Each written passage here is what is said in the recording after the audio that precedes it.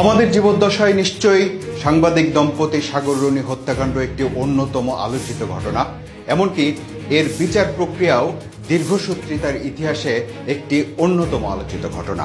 সর্বশেষ ঘটনা হলো 22 এপ্রিল রাষ্ট্রপক্ষ হাইকোর্টকে জানায় যে 2024 সালের 5 আগস্ট ডিবি অফিসে আগুন দেওয়ার ঘটনায় অনেক রেকর্ডের সঙ্গে সাগর রুনি হত্যা মামলার কিছু নথিও পুড়ে গেছে।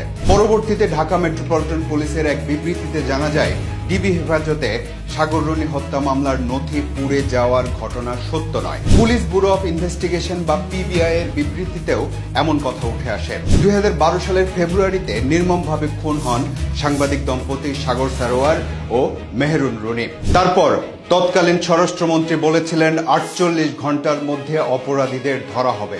প্রাথমিকভাবে এই হত্যাকাণ্ডের তদন্তের দায়িত্বে ছিল শেরেবাংলা নগর থানা। 3 দিন পর এই মামলার তদন্ত চলে যায় গোয়েন্দা পুলিশের কাছে।